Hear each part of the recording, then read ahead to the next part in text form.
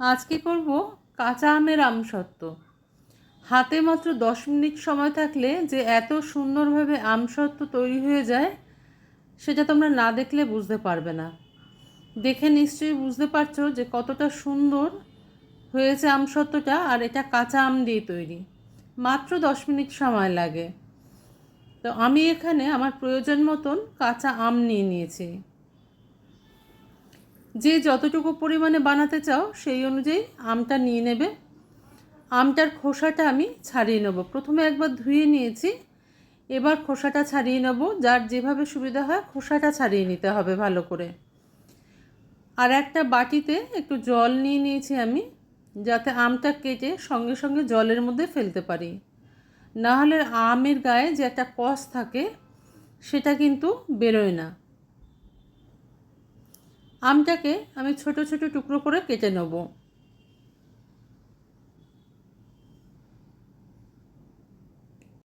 Welcome to my cooking channel Shatabdi's kitchen. Shatabdi's কিচেনে তোমাদের সবাইকে স্বাগত। নমস্কার বন্ধুরা, আমি শতাব্দী। তোমরা সবাই কেমন আছো? আশা করি সবাই ভালো আছো, সবাই সুস্থ আছো। আমগুলো আমার কাটা হয়ে গেছে। আমি এখানে 2টো আম ব্যবহার করলাম আর একটা আম রেখে দিলাম। দেখো আটি দুটো কীরকম পরিষ্কার করে কেটে নিয়েছি আমি। তো এবার আমি এই আমের জলটা ফেলে দিয়ে পরিষ্কার জল দিয়ে নিয়ে নিয়েছি। দেখো 1 গ্লাস পরিমাণে দিয়ে এটাকে সিদ্ধ বসিয়ে দেবো। আমটা সিদ্ধ হতে কিন্তু খুব বেশি সময় লাগবে না, 5-10 মিনিট হলেই কিন্তু হয়ে যাবে। দেখো আমটা সিদ্ধ হয়ে গেছে, আমি তোমাদের দেখিয়ে দিচ্ছি। এবার একটা হ্যান্ড হুইস্কারের সাহায্যে এটাকে আমি এই ফুটন্ত অবস্থাতেই কিন্তু ভালো করে মিশিয়ে নেব। এই গরম অবস্থাতেই মিশিয়ে নিতে হবে, তাহলে কিন্তু আমটা খুব সুন্দরভাবে মিশে যাবে জলের সাথে। আমি 1 গ্লাস জলের ব্যবহার করেছি। যে যে পরিমাণে আম নেবে সেই পরিমাণে জল ব্যবহার করবে। 2টো আম নিয়েছিলাম, 1 গ্লাস জলের ব্যবহার করেছি। 3টে নিলে 2 গ্লাস জলের ব্যবহার করতে পারো নিজেদের আন্দাজ মতন। আসলে জল বেশি হয়ে গেলে শুকোতে অনেক বেশি সময় লেগে যায়। ভালোটাকে আমটাকে দেখো আমি মেখে নিলাম, মিশিয়ে নিলাম জলের সাথে। এবার আমি এর মধ্যে দিয়ে দেবো চিনি। আমের মিষ্টি বুঝে চিনিটা ব্যবহার করবে। আর যদি কেউ টকটক খেতে ভালোবাসো, আসলে কাঁচা আমের আমসত্ত্ব যেহেতু টকটক হলে একটু ভালো লাগে খেতে, সেই অনুযায়ী মিষ্টিটা ব্যবহার করবে।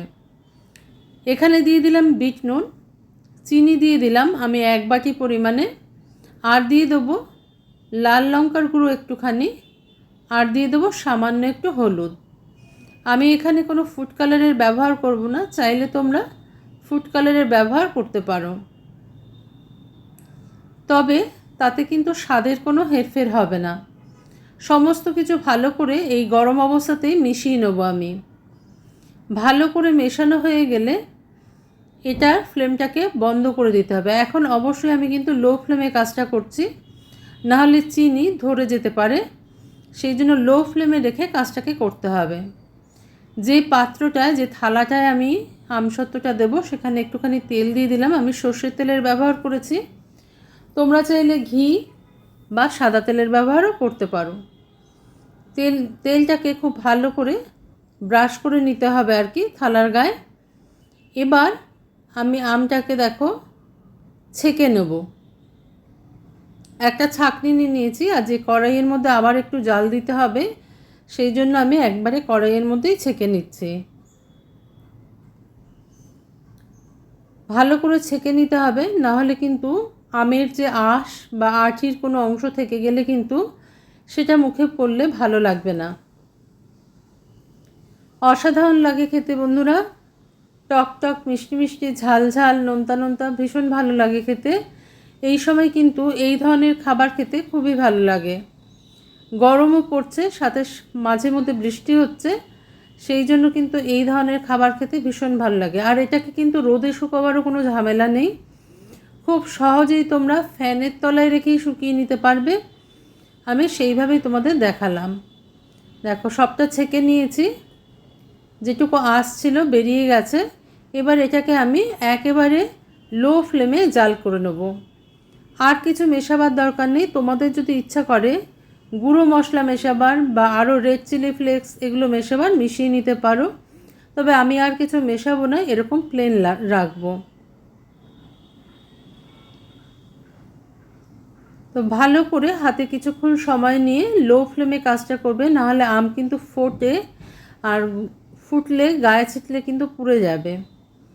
সেজন্য লো ফ্লেমে রেখে এটাকে জাল করে নিতে হবে।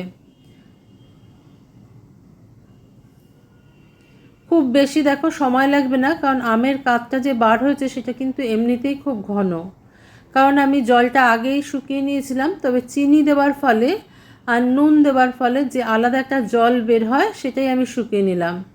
যখন দেখবে কড়াইয়ের গা ছেড়ে এরকম উঠে যাচ্ছে, তখন জানবে যে আমসত্ত্বটা কিন্তু তৈরি হয়ে গেছে দেবার জন্য।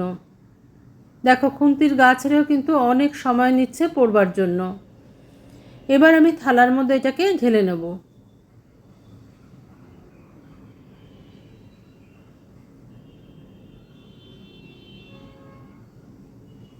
গরম অবস্থায় ঢেলে নিয়েছি। এবার একটা স্প্যাচুলার সাহায্যে ভালো করে থালার চারপাশে স্প্রেড করে দিচ্ছি। আমি একটা থালাতেই একটু মোটা করে দিলাম, তোমরা চাইলে কিন্তু দুটো থালায় ভাগ করে দিতে পারো, তাহলে পাতলা হবে, আমসত্ত্বটা শুকোতে আরও কম সময় লাগবে। তো ভালো করে আমি এটাকে চারিদিকে স্প্রেড করে দেবো, একেবারে থালার চারপাশ ঘিরে একটু পাতলা করে দেবো আর কি, চারিদিক যাতে সমান হয় এইভাবে দেবে, তাহলে কিন্তু সমানভাবে শুকোবে। না হলে কিন্তু শুকোনোর সময় অসুবিধা হবে, একদিক মোটা আরেক দিক পাতলা থেকে গেলে।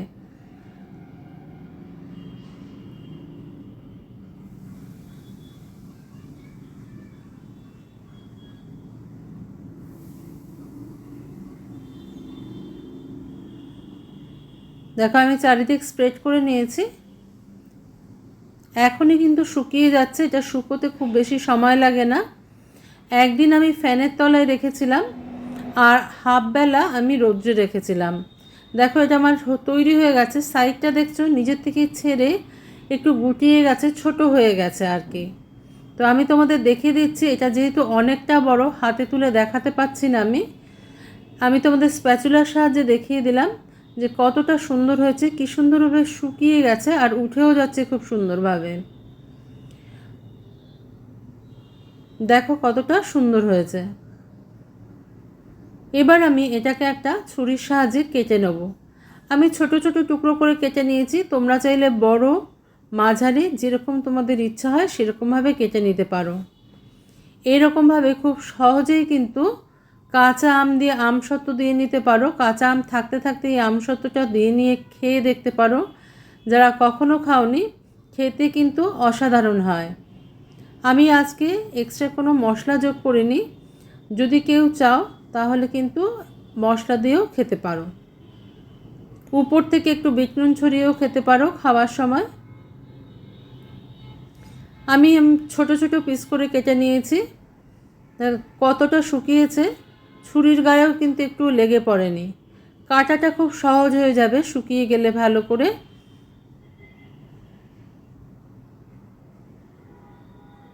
তোমরা তোমাদের মনের মতন করে কেটে নিতে পারো।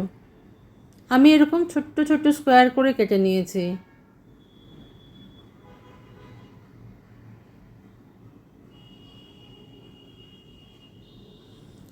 রোদে শুকোনোর ঝামেলা নেই, আর খুব তাড়াতাড়ি, মাত্র 10 মিনিট সময় লাগে তৈরি হতে। অবশ্যই একবার বাড়িতে যারা কখনো করনি ট্রাই করে দেখতে পারো।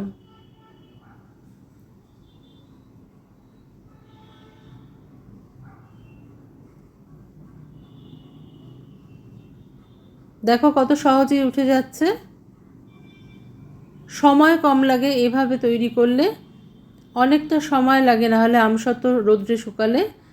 তবে রোদ্রে শুকানোটা ভালো হয়, যদি তোমরা এটাকেও রোদ্রে শুকিয়ে নিতে পারো আরও তাড়াতাড়ি হয়ে যাবে।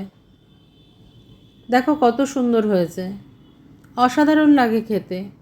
আজকের রেসিপিটা ভালো লাগলে লাইক, শেয়ার, কমেন্ট, সাবস্ক্রাইব করার অনুরোধ রইল তোমাদের কাছে। আজকে তাহলে এই পর্যন্তই বন্ধুরা, দেখা হচ্ছে পরের দিন অন্য কোনো নতুন রেসিপি নিয়ে তোমাদের সঙ্গে। তোমরা সবাই ভালো থেকো, সুস্থ থেকো, আর এইভাবে একবার আমসত্ত্ব অবশ্যই বাড়িতে বানিয়ে খেয়ে দেখো, খেতে কিন্তু অসাধারণ লাগে।